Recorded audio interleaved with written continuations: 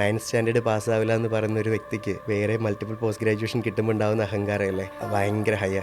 ഒരു back bencher എങ്ങനെയാണ് multiple masters വരെ എത്തിയത്?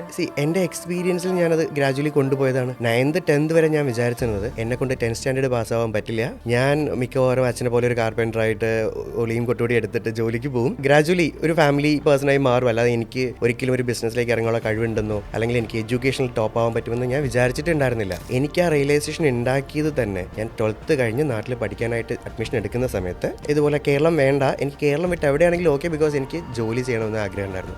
എൻ്റെ എഡ്യൂക്കേഷൻ മാത്രം പോരാ എന്ന് അപ്പോഴേ എനിക്ക് നിർബന്ധം ഉണ്ടായിരുന്നു. ചുമ്മാ ഒരു തോട്ടാണ്. അങ്ങനെ ഞാൻ ബാംഗ്ലൂരിലേക്ക് അഡ്മിഷൻ എടുക്കുന്നു. അതിൻ്റെ കൂടെ വിത്തിൻ 3 months ഞാൻ പാർട്ട് ടൈം ജോബ് എടുക്കാൻ തുടങ്ങിയത്. ഞാൻ 12th കഴിഞ്ഞ് 6 months കഴിഞ്ഞ് ജോലി ചെയ്യാൻ തുടങ്ങിയത്, ഇന്ന് നിർത്തിയിട്ടില്ല.